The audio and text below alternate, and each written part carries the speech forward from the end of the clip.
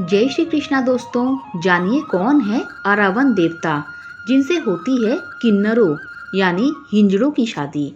हमारे देश भारत के तमिलनाडु राज्य में एक देवता अरावन की पूजा की जाती है। कई जगह इन्हें इरावन के नाम से भी जाना जाता है।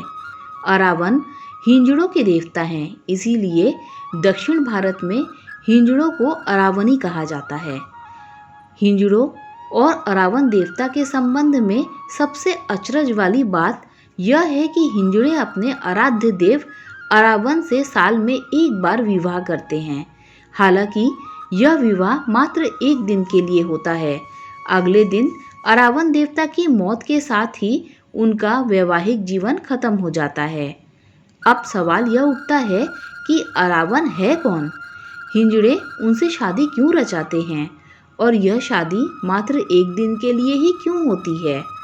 इन सभी प्रश्नों का उत्तर जानने के लिए हमें महाभारत काल में जाना पड़ेगा।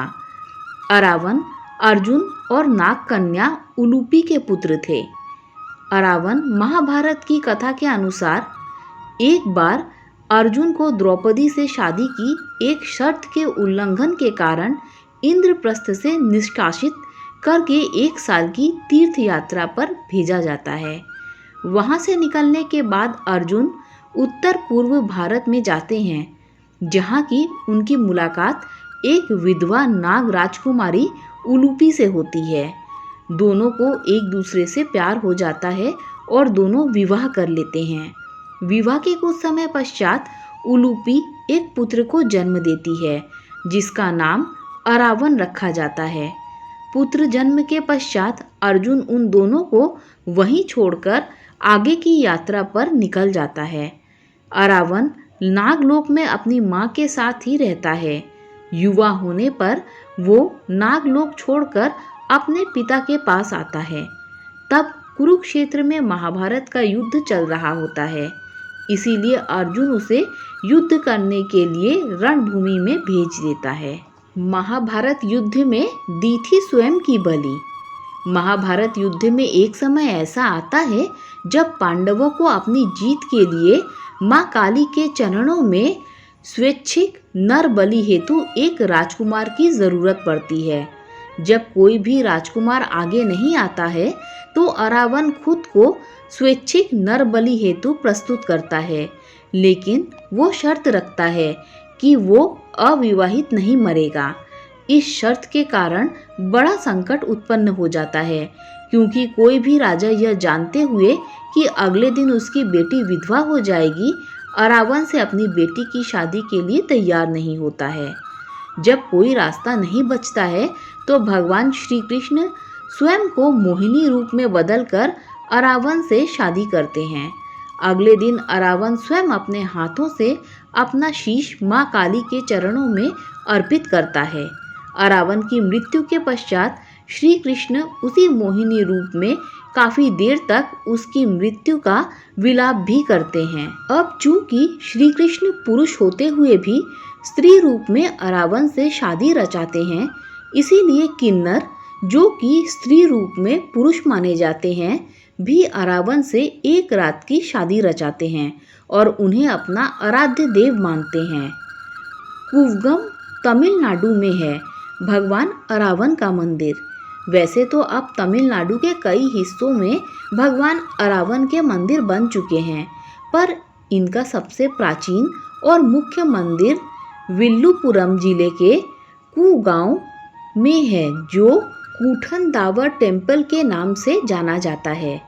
इस मंदिर में भगवान अरावन के केवल शीश की पूजा की जाती है, ठीक वैसे ही जैसे कि राजस्थान के खाटू श्याम जी में बर्बरी के शीश की पूजा की जाती है।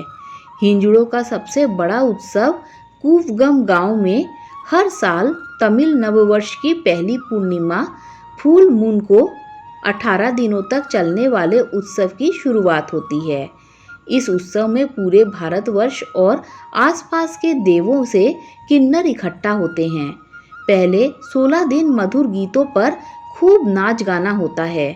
किन्नर गोल घेरे बनाकर नाचते गाते हैं, बीच बीच में ताली बजाते हैं और हंसी खुशी शादी की तैयारी करते हैं। चारों तरफ घंटियों की आवाज़, उत्साही लोगों की आवाज़ें गूंज रही होती हैं। चारों तरफ के वातावरण को कपूर और चमेली के फूलों की खुशबू महकाती है। 17वें दिन पुरोहित द्वारा विशेष पूजा होती है और अरावन देवता को नारियल चढ़ाया जाता है।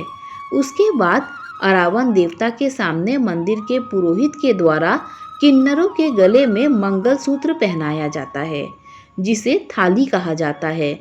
फिर अरावन मंदिर में अरावन की मूर्ति से शादी रचाते हैं। अंतिम दिन यानी 18वें दिन सारे कुव गांव में अरावन की प्रतिमा को घुमाया जाता है और फिर उसे तोड़ दिया जाता है।